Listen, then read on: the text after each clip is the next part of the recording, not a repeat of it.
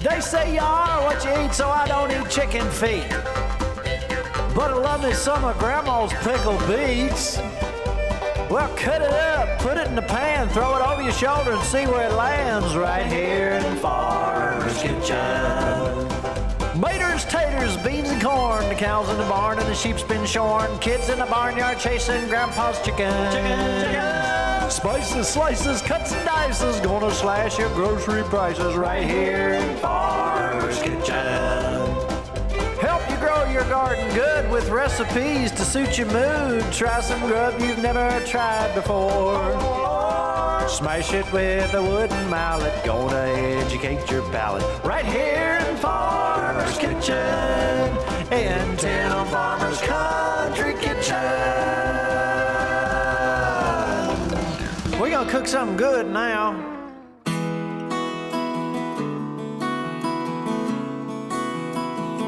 Hello and welcome to the Farmer's Kitchen. We're the farmers, and this is our kitchen. It is? Oh yeah, it's one of them. Tonight. It's one of them. You know what?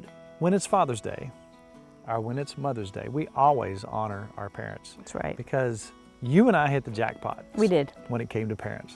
I mean, we just did. Yes. We're very fortunate to have the best parents in the world. I think so. And you know, something just came to me just a little while ago. So many people will say, man, I saw your dad making the venison burgers. We do that at deer camp every year. We take them and we smash them flat and we put the onions in them. Dad would make the world's greatest cheeseburgers when we were kids. I said, Dad, where'd you get that idea? He said, I went to the White Light in Maysville, Kentucky, where we used to live. So Daddy would sit there and talk to him and watch what he was doing and smell and taste, and he brought that idea from a restaurant home. Good idea, you do that. Dad would go to restaurants and watch when he could see, especially when they were doing it right there on the griddle in front of him. He brought that home. Right. So maybe it's genetic. Maybe. You know, your dad's so good at it. Do you remember last year we invited them over for dinner and we didn't tell your dad what it was, but we had burger waiting for him and we made him cook. We made your dad cook for all of us because he's so good. Ah, he made it good. I have a good picture of you and your dad that day. You know, he was on, I think he was on Kentucky Field and on our show showing how to make venison burgers. Now you could do this with a hamburger as well, but it's very simple. Just follow the Jerry Farmer method. My dad, greatest dad in the world. Later we're gonna have Bill on, another greatest dad in the world. But first, here's Dad making the world's greatest cheeseburgers. Yum. When he was doing that at home, us kids were happy. Yay. Kitchen smelled great. All right, of course, Mom had to start things out as usual, but Dad's gonna follow up with the main course. These are the world's greatest cheeseburgers. Exactly. And we can vouch for that because, do you remember when we said, Dad, please make the world's greatest cheeseburgers? And you would. All right, let's talk about the world's greatest cheeseburger and how simple it is, but the way that you make it. These are fresh onions. Right. Now, tell us, if you will, give us an overview of how you start. Okay. The thing is, these go so fast, you have to have everything right ready. So I've got the hamburger balls made up. I've got the buns buttered. I've got the onions chopped. The cheese ready where I can get right hold of it quick. Dill pickles, room temperature. Dill pickles, room temperature, salt and pepper, handy. But I got the idea from a small restaurant where they had a lot of customers and they had to serve them very quickly. And the hamburgers would cook instantly. They would go together instantly. And these, to be world's greatest cheeseburgers, they have to be eaten immediately. Yes, they do. Right off the grill. And we never had a problem with that. Remember us sitting there waiting for the next one? Now that's what, just a little bit bigger than a golf ball. Yeah, something like that. What you're thinking, okay, that's not a whole lot of meat, but that's exactly the amount of meat that you need to make the world's greatest cheeseburgers. It cooks up some, and it'll just about take care of a bun. Hey, Dad, look here. I found this in an antique store. It used to have a rooster on it, but I put it in the dishwasher. That's an old hamburger press. Put one in there, see what you think. You can just flatten the heck out of them. I think that'll work great. You like that? Yeah, it's just the right. Kind of makes it uniform. Got the right flatness. How about that? Now this fellow in the restaurant, when he flattened the hamburgers, he threw one on the grill, and he took the spatula and he went, and it was flat. That's how quick he did it. He had that muscle memory. He'd been doing it for so Right, long. right. Everything was exactly Everything one after the other. quick and perfect, yeah. Well, I'm gonna grab some stuff and help you take everything over because I'm dying for Okay. burgers.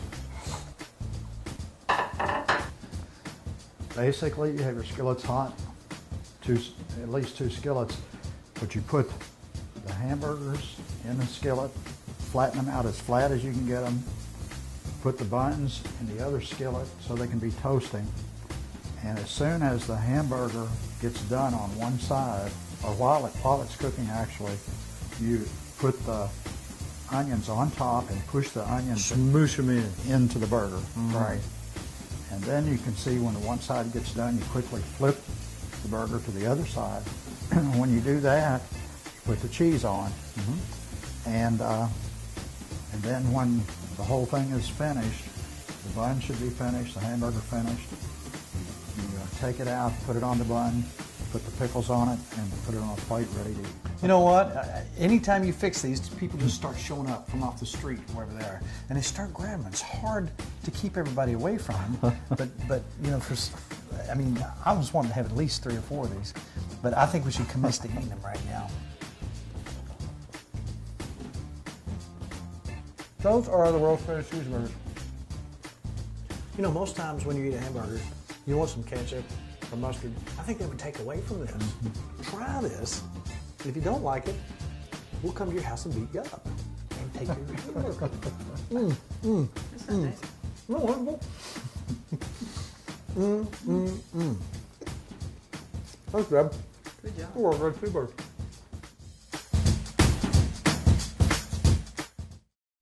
I think about Dad, and I think about Dad's dad and what he used to cook.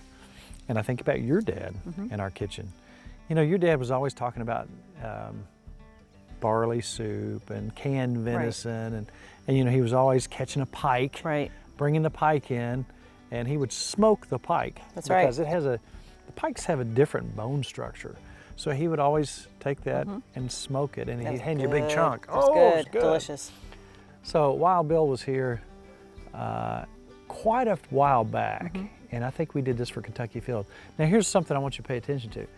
This kitchen that you're looking at, this was probably 2005. Oh, when we first moved in. Same kitchen that we cook in the house now. Right. And your hair was shorter. A lot shorter. You shaved your head. On a dare. My friend Tim Sloan, who has less hair than I do. I'll just put it that way. Okay. He said, Farmer, you and your hair. And I said, I don't care about my hair. I'll shave it. He said, no, looked you won't. He cute. bet me 20 bucks. He didn't remember it. So I shaved my head It for looked 20 cute. bucks. I liked it.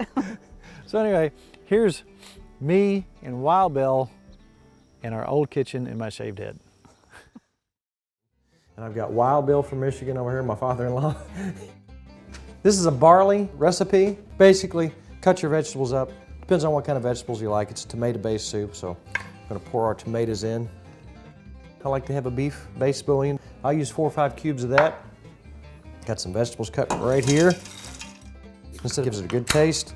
We'll put quite a bit of basil in there, according to your taste. So you might like it, you might not. Like a lot of garlic, some fresh peppercorns here. My mother-in-law got me this. What we'll do is we'll get this cooking, get it boiling, get that nice smell going. And in the end, we'll put anywhere from a half a cup to 3/4 of a cup of the barley in there towards the end, and that gives it the nice texture. But the most important thing is this right here. Now you can open this up and have it for a snack. You can use it to make barbecue like you do, or you can put it in soup, which I really like. This is good meat here. I don't know what it is. That's a big doe I killed, a big fat doe I killed. Oh, this is beautiful. Archery. I take the deer, which is not usually this nice. It's got fat on it, it's got gristle, muscle, but I just cut it like this, and then I cut it in little squares, and then I just drop it in the jar. And I keep doing that. Now I do this in February and January because up in Michigan in February and January, you can't do much. It's so cold, you can't ice fish. So all this stuff is in the freezer, and I just start cutting it up when I have free time. And that isn't often, because you married men know you don't have free time when you're married. So basically now we've done enough to have 1 jar. And then what I do is I pack it in real tight. It is so good that we make it with barbecue sauce. We put it and mix it up. But our grandson, He eats it right out of the package. He just, but now what we do, we push this down, put some water in, and then we take and put the lid on. Okay, and I'll take this over to the pressure cooker, which is right here. Now I have the small pressure cooker here, which will take a pint. Put the water in the bottom of the pressure cooker, put the lid on, let it start steaming, and then it starts jiggling. The little top jiggles here. And once it starts jiggling, you adjust your heat so it jiggles on a regular basis. And then you time it for 1 hour and 15 minutes, turn off the heat, let it cool for about 2 hours, and you're done. It's delicious. Really is. Tim tried it, and I figured if Tim likes it, it's got to be good. Hey, fish is next. You got to figure the fish thing out. We want to can some Yeah, of we those. could do that too. I've never done it. Wild Bill from Michigan's canned deer. You can't beat it. In a little while, we're going to have some soup with that in it. Sounds good. All right.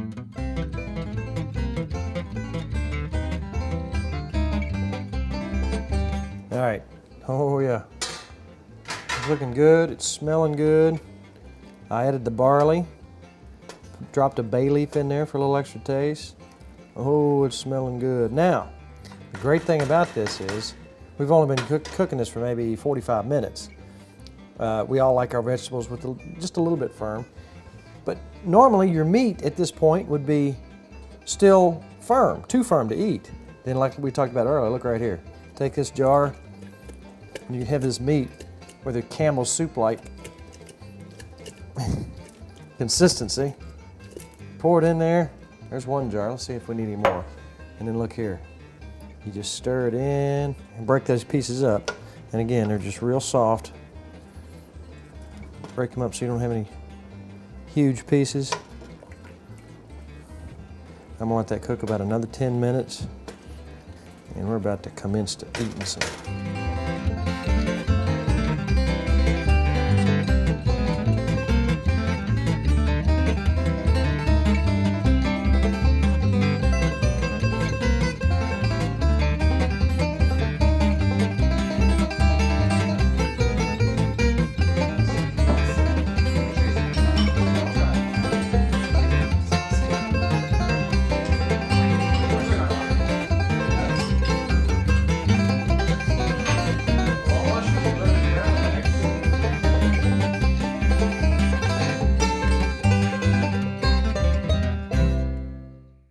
Now tell me some Wild Bill stories, and then I'm going to tell you one of mine. Uh-oh.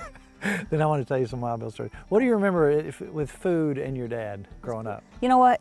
He liked me to cook, and I don't care what I made. It was wonderful. Even Yeah, but you are a good cook. Yes, but he would say, I don't care what it was, and Mom would be making faces. This is the best I ever had. He was very encouraging, and everything I made was wonderful. Even the granddaughters, Kelly and Lindsay, when they would cook, the best food he ever had. Very positive and loved everything. You know what I remember saying? What? This is the berries. Yeah, everything was What's the berries. that mean? Just wonderful. If it's the berries, because he liked Or to, the bee's knees. Right. He liked berries because he liked canned berries. So that was true. the berries. But He had his own jelly and jam recipe, and Yes, he he really did. liked canning. In fact, that was something he did every year. Mm-hmm. He really got into his canning. My favorite picture of him is Wild Bill, the scuba diver. That's right. He loved to go into the lake behind his house. Gross lakes. He'd jump into a gross lake and go, Oh, yeah, for hours. What do you mean gross? Well, their mucky? lake is mucky. Yeah, he'd Mucky. disappear. I was worried that he wasn't going to come back. Another memory I have as a kid, Thanksgiving. Always at Thanksgiving, of course, we all have turkey, and Daddy would not ever let anything go to waste. That's right. Nothing went to waste. He likes leftovers, doesn't he? Leftovers. If there was a bone that had meat on it, it was going to be used. So there's one specific smell that it's the combination of the ingredients are not sophisticated. And Dad is so meticulous when Yes, he cuts he this is. That's stuff. where you get it. Everything's got to be in order. It's got to be right Yes. there and right there. Yes. It sounds so overly simple, but there's something good. magic about it. And if you got some fresh biscuits to put it on, oh, here's Dad's turkey hash.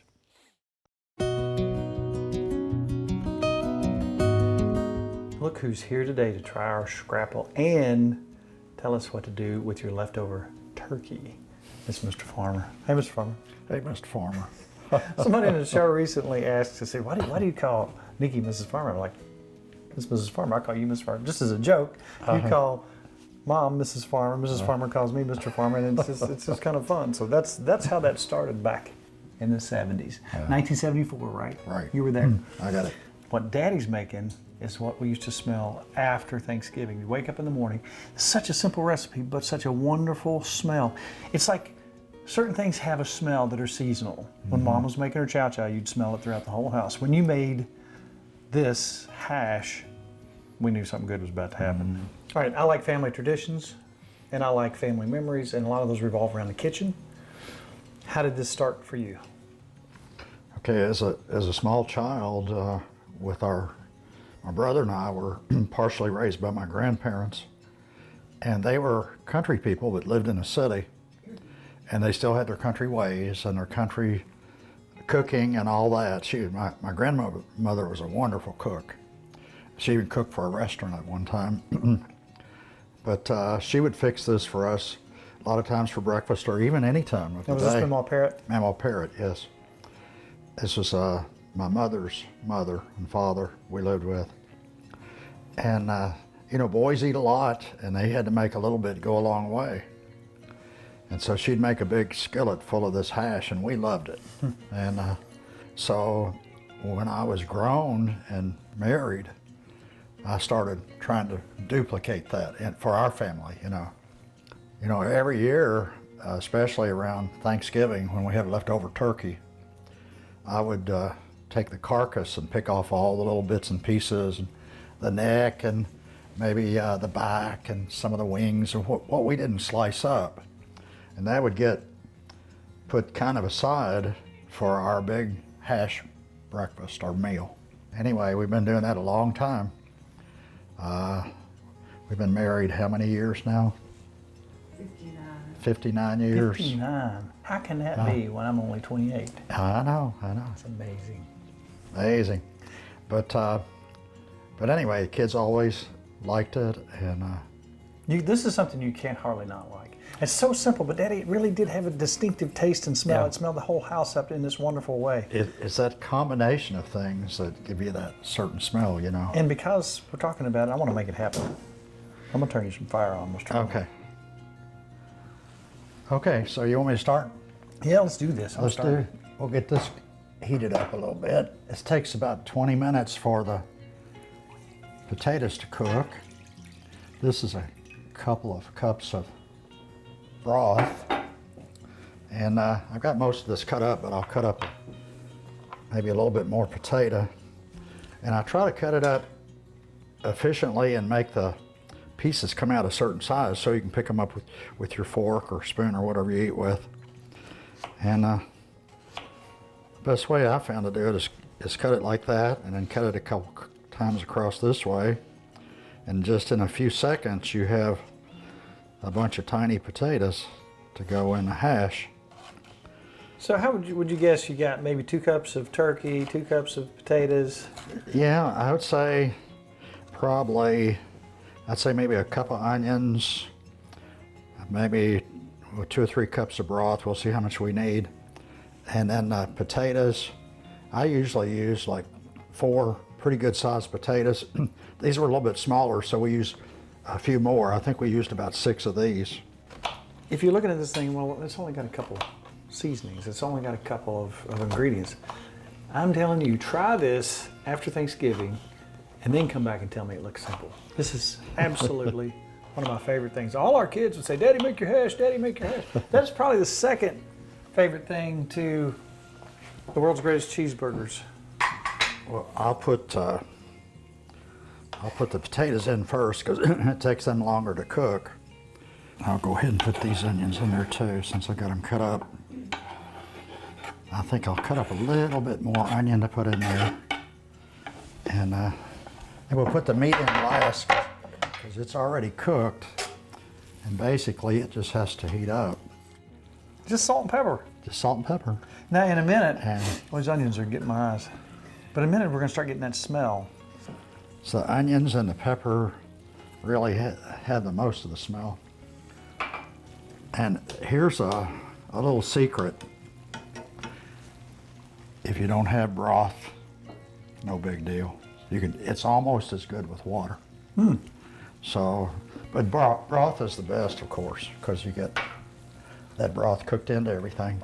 This is a little bit, this is gonna be a little bit meaty, so I like I that. don't have a problem with that.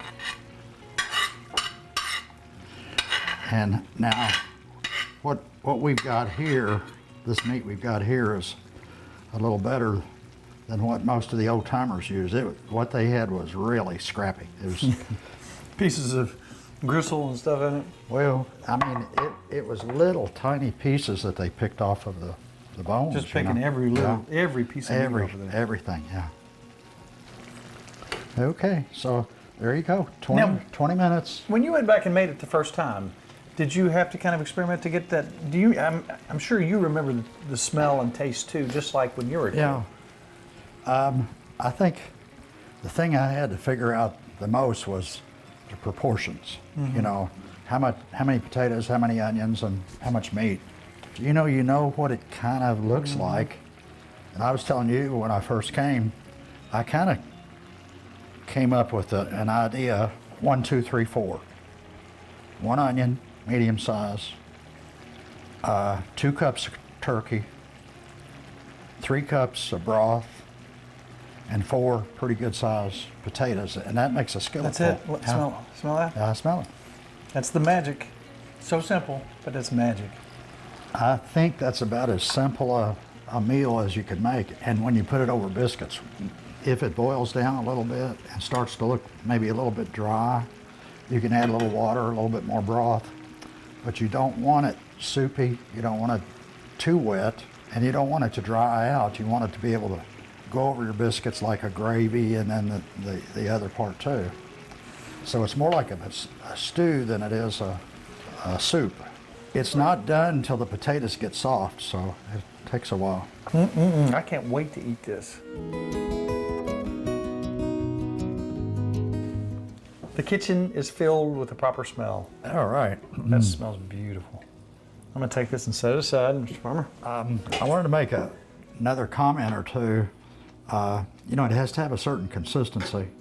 And could I have that water, maybe just a little bit more water? I've had to add maybe 2 cups of water through this whole process because it keeps boiling down. And if you don't do that, it'll finally end up scorching. So, and the way you can tell it's done, when the potatoes get soft, then the whole thing's done. The meat was already cooked, the onions cook up real quick, so you have to wait on the potatoes till they get done. And that starch, you can see the starch, and it makes almost like a slight gravy. Yeah, it is like a gravy. And here's what I think is the way to eat it. Of course, you know, you can eat it any way you want, but that's about how we usually do. Now that right there. And you may need a little salt. I didn't salt it too heavy. Look at that. The simplest things. It might burn you up. You better watch out.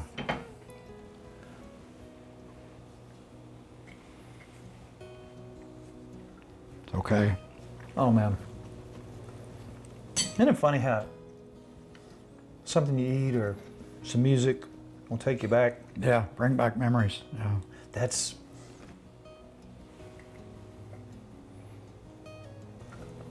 There's something about it. That is beautiful. So simple, but so delicious.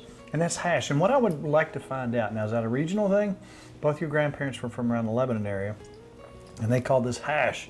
Yeah. Is this something, and we would like you to contact us on the show, if you will, through our Facebook page, and tell us if you've had hash as a kid in the Kentucky area. You know, we call it hash. Now, our friends in Virginia, they make something they call hash, but it's more like burgoo. It's not like this at all. Isn't it funny, the regional Yeah, names yeah. for everything? Man, Daddy, that is delicious. Very good. I think the only thing left to do right now is to turn that camera off and let everybody sit down at the table. And I will show everybody how to eat this. Yeah. I'll eat the first biscuit, then I'll eat the second biscuit. Then I'll eat all of them, Daddy. I might give you a little bit because you helped make it. Okay, But half I'll a probably biscuit. eat most of it. Let's eat. Oh, it's good. So here we got all these dad recipes. Where are you going to find our dad's recipes? TimFarmersCountryKitchen.com. By golly. And while you're on there, you see all these things, you think, I want to be a part of this, hit subscribe. right. That way, every time we have a new video, you can watch that.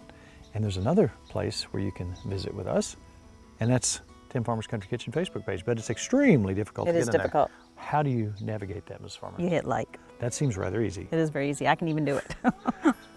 But that being said, can you believe a whole half-hour Father's Day special is behind us. You didn't even feed me. Maybe we should go out. Maybe we go out to eat, that's All right. I'll buy you a steak. As this half hour has flown by, Ms. Farmer, there's only one thing left to say. It's all about Good times good friends. and good eats. We'll see you next week on Tim Farmer's Country Kitchen. Give your dad a hug.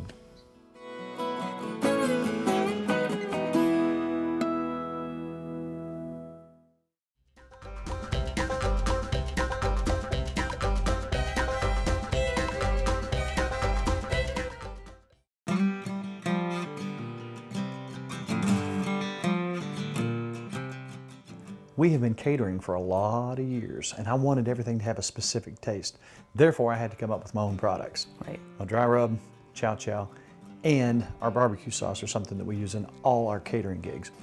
I developed this barbecue sauce that is not the really thick, syrupy stuff that you get. This has more of a natural, it's got some pepper and onion flavor in it. You can actually see the particulates in there. You know, a lot of people are asking what we use our dry rub on. Now, obviously, pork and chicken are two of the more common things. Also, we've been using on our corn on the cob with butter. That is I'm telling you, this That's stuff wonderful. with potatoes is fantastic. So 40 years in the making, Tim Farmer's Country Kitchen Dry Rub.